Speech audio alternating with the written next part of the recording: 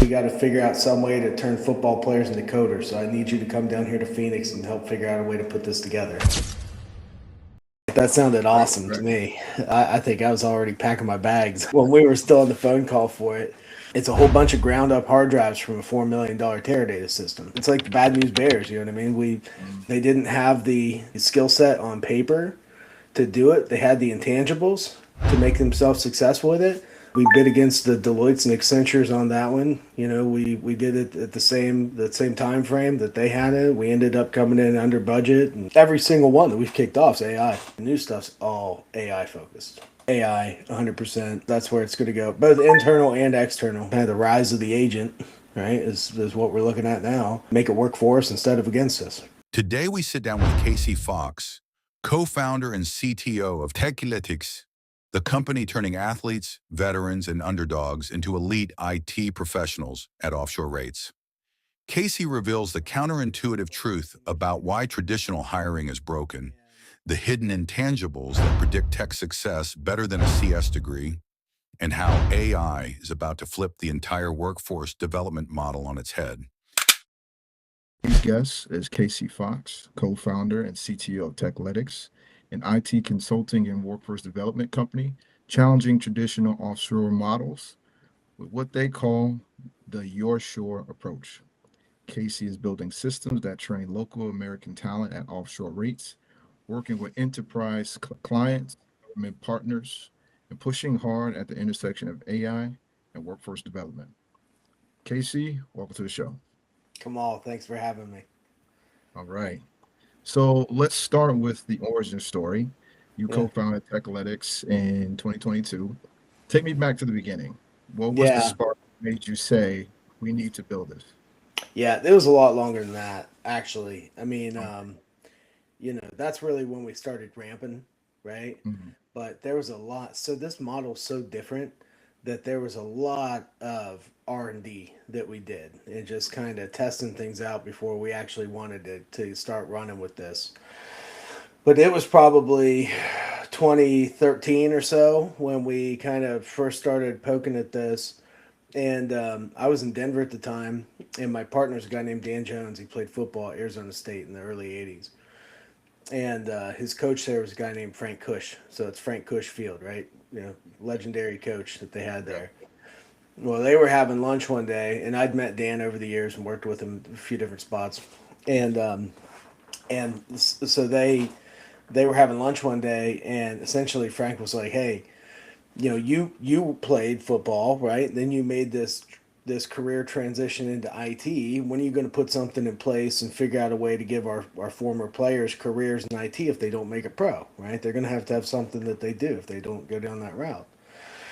So Dan called me up and he said, "Hey, I'm sitting here having lunch with Frank Cush, and he says we got to figure out some way to turn football players into coders. So I need you to come down here to Phoenix and help figure out a way to put this together, right?"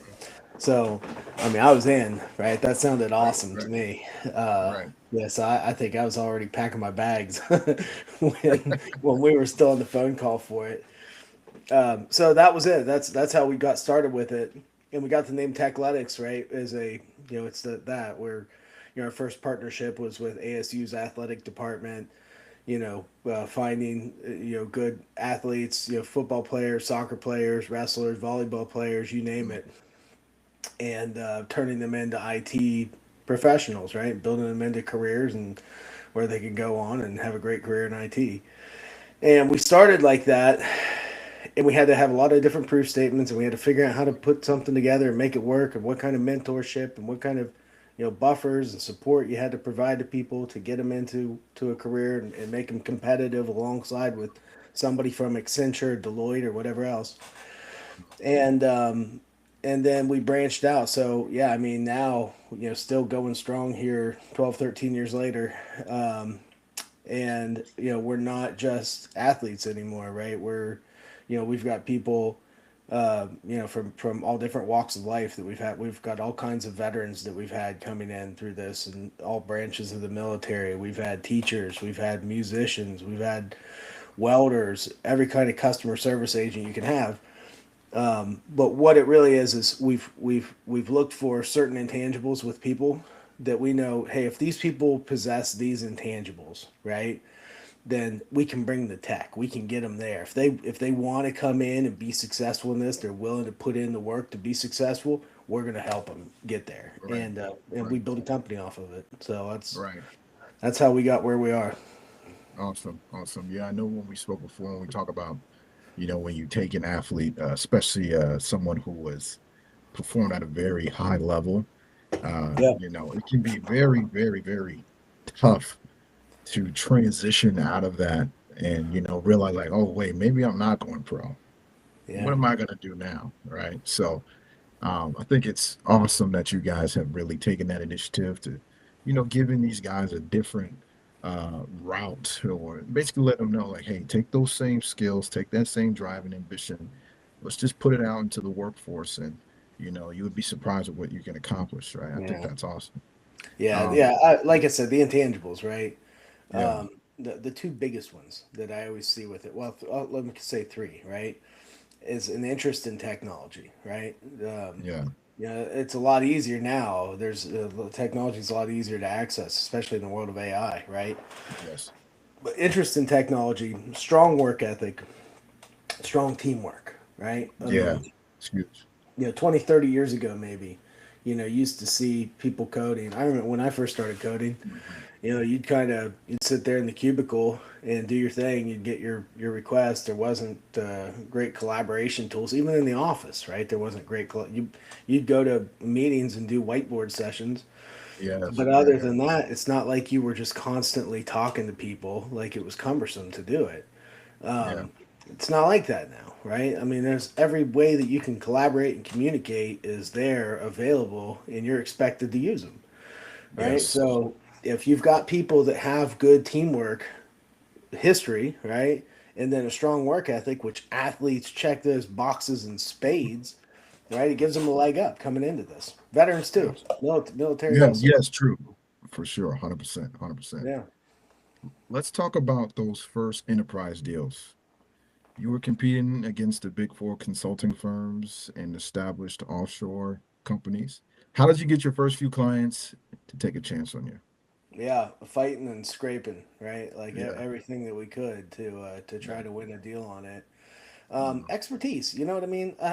I go back and I look at this now, and um, nobody wants to, hey, we are a cheaper option, right? Because our business model is built so that we can drop the price point for domestic talent. We can compete more from an offshore price point, right?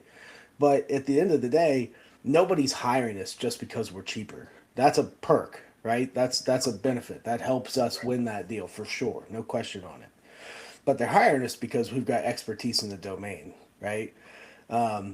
And that same with the first project we ever took on was I've got before we started this thing I did a ton in the healthcare and data analytics space and Teradata specifically. Cut Mm, my teeth on Teradata from an mhm. enterprise data warehousing perspective, right? And then we got an opportunity with a company that wanted to transition away from their enterprise Teradata implementation to an open source Hadoop framework, right? All on-prem open source Hadoop. And we got an opportunity to come in and do it. I think I showed this to you last time. Yep, you did. I used to keep this guy on my desk, right? It's a whole bunch of ground up hard drives from a $4 million Teradata system, right? Mhm. That we brought in a team of people that didn't necessarily, it's like the bad news bears, you know what I mean? We Mhm. they didn't have the skill set on paper to do it. They had the intangibles to make themselves successful with it.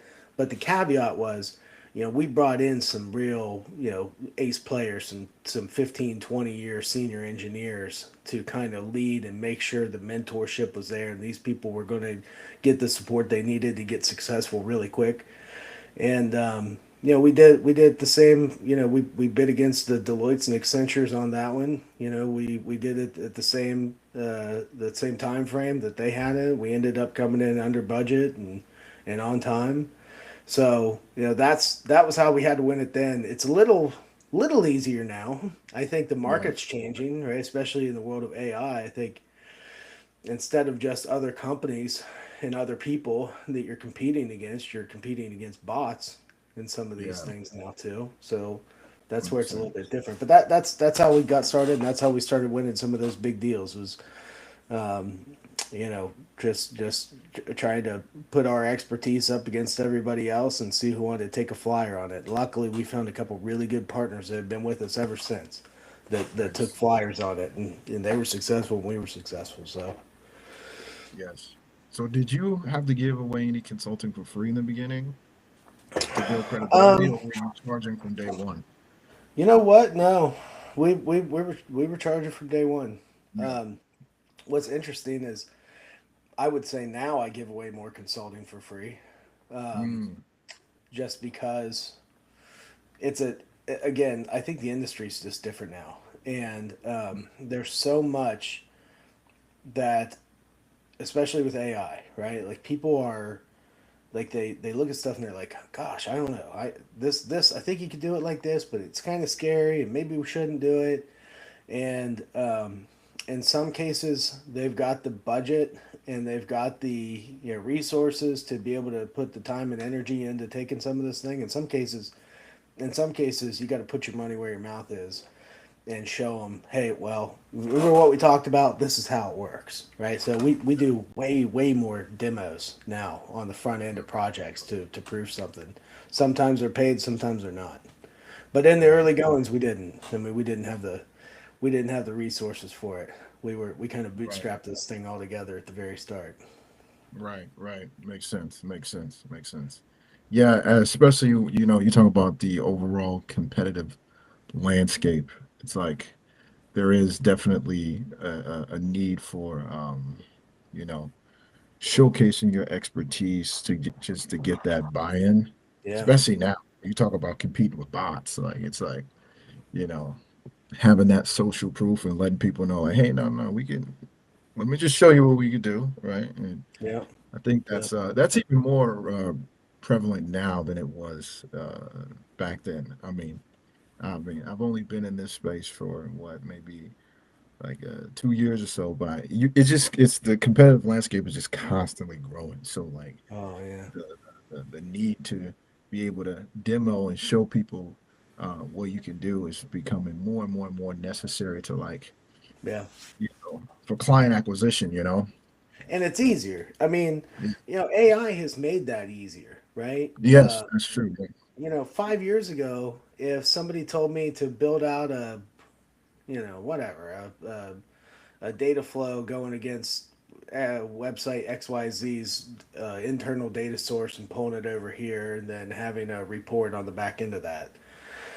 Like that wouldn't I wouldn't have been able to turn a demo around where it would be cost effective for me to do that before we could put something on the counter and show how it can do it. But now I can get OpenClaw or Moltbot or whatever you want to call it.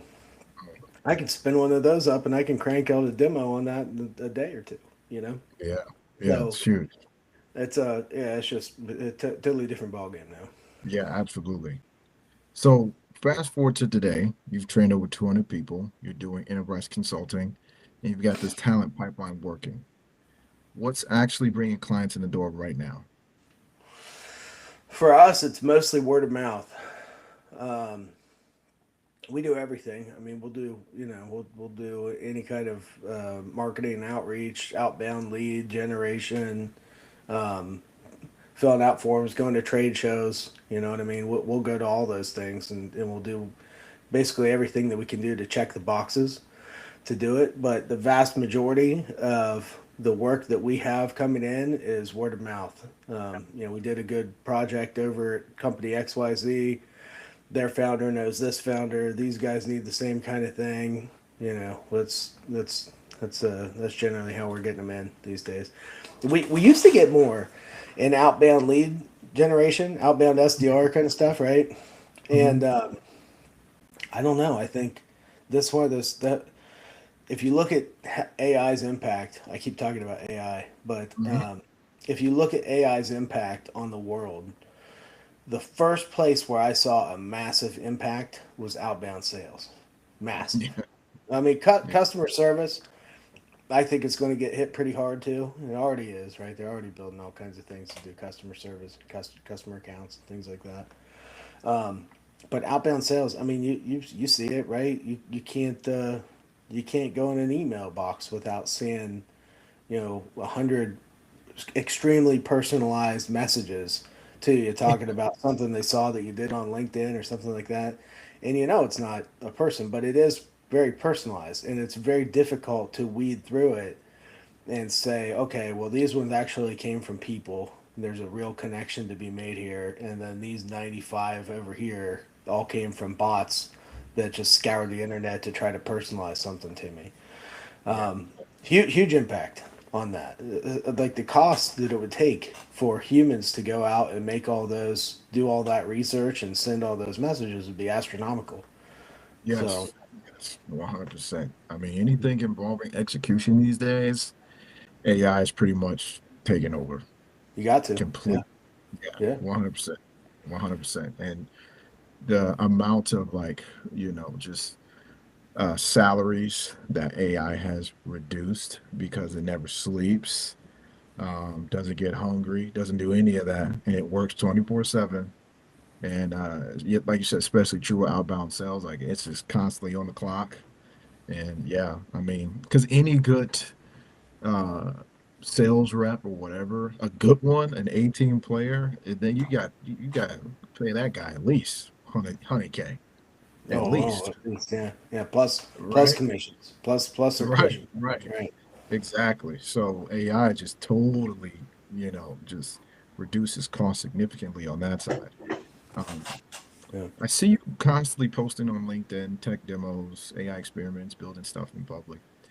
Is that intentional for business, or is that just you being a tech nerd who likes doing it? Both, both. Yeah, I'd do it anyway, even if I wasn't going to post it on there. I mean, most of those things I was doing anyway, and then I was like, right, gosh, if I'm doing it anyway, I may as well post it on here, right.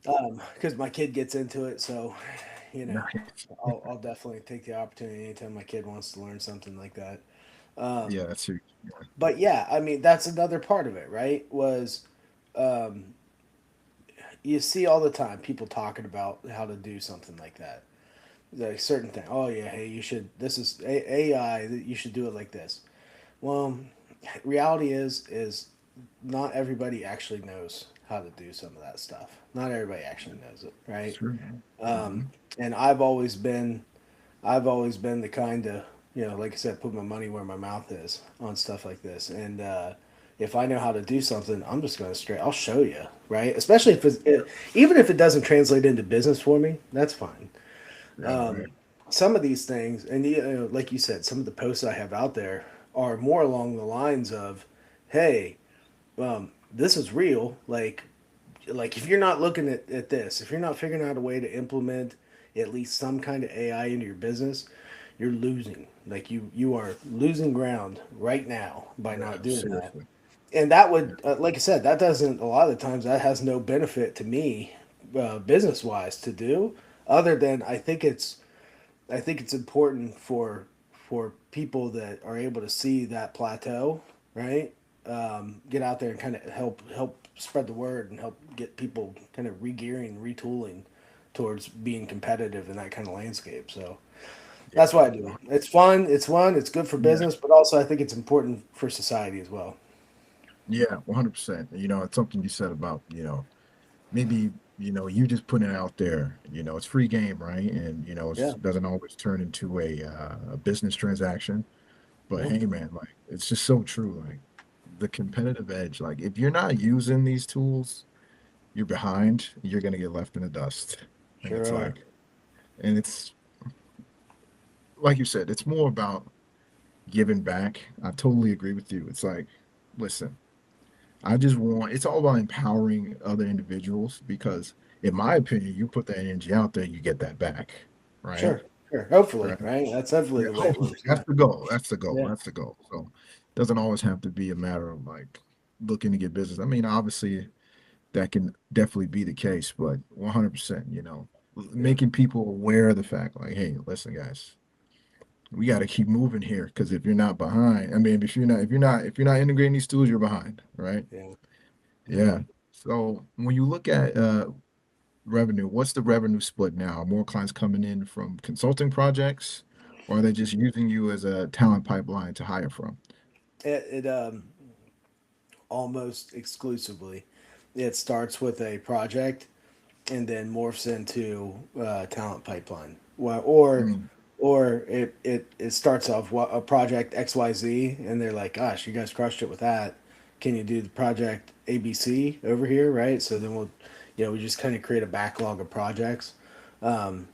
But yeah, almost always it starts off like we've had a couple cases where it is purely talent pipeline from the get go, but almost all the time it starts with a project, an idea, some kind of innovative thing that our customers want to build out. Now it's all AI, everything. I mean, every new project. It's only February. It's beginning of February, but I mean we've kicked off several new projects with several new customers this year already, and every single one that we've kicked off is AI. Every one of them. They're nice. not. They're not. We still do. We do. App dev and mobile sites and or mobile apps and infrastructure work and data warehousing and analytics. We do all that good stuff, right? Like we always have. But like the new stuff's all AI focused. Nice. So Are you still working closely with the Department of Labor and those early partners, or have you expanded we into still other? do. We still do. Yeah, yeah. We don't do as much with that avenue of it anymore. There's been lots of changes for grant funding at the federal Mm, level. mm. We still have our strong partnership with Arizona State. We actually just talked to those guys last week. So we're still part of that program, right? Like that program hasn't gone away, and nothing's surely changed with it. But we we haven't relied on it as much in the Mm, past year mm. or so, right? Yeah, okay, that makes Yeah, sense. we the thought was, kind of reading the tea leaves, right? We didn't know where that was going to go, so the Mhm. thought was we'd go ahead and get ourselves ahead of that and position ourselves where we wouldn't have an impact from it. So luckily, we've had no impact from any of the Okay, changes. okay. Yeah, that makes sense. That makes sense. Looking ahead at the next year, year and a half, what's the biggest focus for Techletics, and what are you trying to build or scale? Yeah, AI, 100%. Yeah, yeah, Um, that's where it's going to go, both internal and external, right? So we need to, in a lot of cases, we're such a small company and we have such low overhead and infrastructure for ourselves. Like very very heavily consultant focused, right? We don't have a whole lot of internal resources. So in some of these cases, we haven't even had a chance to eat our own dog food on some of these and build some of these systems that we build for these companies. And we're like, gosh, here's this giant backlog of stuff we want to start building for ourselves. So I think there's going to be a focus to that, how we can make ourselves more efficient by leveraging some of the stuff that we build for all these, Fortune 500 companies and everything else. But then, the other piece to it is we got to continue getting better at integrating AI into our processes, making our developers faster, quicker, more efficient with how they can get started and consume information and work with a bot to kind of uh, like pair programming kind of stuff, right? Get in there and work with a bot to achieve a goal together. I think you're going to see a lot more of that. So it's part of that. I mean, it's no, it's different because it is AI, right? Right. But it's no different than every other year. Every year, there's some new challenge that you've got to pivot and you got to bob and weave and figure out how to overcome whatever the challenge is. This year, it's going to be AI, right? How do we navigate kind of the rise of the agent, right? Is what we're looking at now, and make it work for us instead of against us, right? Yeah, right. Yeah, absolutely. Absolutely. So, have you thought about franchising your shore model to other states or regions, or are you You just know looking what? at? We've talked about it in the Yeah, past, and we do. I mean, in other cases, we'll work with other universities too, right? To bring talent pipelines in. But no, I mean, we've talked about it, but nothing beyond just an initial conversation. I think it's right. problem is again like we're such a lean company. where all of our focus ends up being on, you know, achieve, going out there and getting these wins and selling to the people that we've got. We're never really kind of looking at it from that perspective. Maybe we should. Maybe we should take another look at it. Right, right, right. So you guys are looking at building more partnerships. Absolutely, 100%. Always, we're always looking at. That's the name of the game in consulting. Um, you can't do it all by yourself. You've Right. got to have good partners. You've got to have good resource partners for finding people. You got to have good partners for finding customers. You've got to have great corporate partners, right, to go in and do the work for. You got to have integration partners for SaaS providers that you can leverage to not only to find work on some of these things, but also to help make your offering stronger. So yeah, name of the game's partnerships. We're always looking for new partners to bring into the fold. Awesome, awesome. So what about your go-to market strategy? Are you thinking more about paid acquisition, more strategic partnerships, or staying mostly organic through content and referrals? Um, you know, organics always what we're that's kind of the tried and true, the constant stream that we're always going through with it. We're always open to conversations on strategic partnerships, and then anything that's available out there. Like we have conversations with people several times a year, and we look to see where things are and where it makes sense. And a lot of times what it ends up being is we've got a strong brand, they've got a strong brand, and we figure out a way to work together, right? Yeah, That's usually what ends up happening with that. But we're always open to whatever comes around. right. Awesome, awesome. All right, Casey, this has been great. Before we wrap up, where should people go if they want to find out more about Techletics or connect with you? Yeah, go to techletics.com. Techletics.com/contact is a feedback form. If anybody has any questions or want to talk about a project, you can reach out there, or you can find me on LinkedIn. And that's like you were talking about earlier. I'm always posting things that I think are cool and I think are fun. I don't know if they always are, or that if everybody else shares that same perception of it. But yeah, I mean those would be the best ways to do it. Nice. Well, Casey, thank you for joining the show. I really appreciate all the insights you brought to this conversation. This has been the Executive Edge. I am your host, Kamel Holmes. Thank you guys for listening. See you in the next one.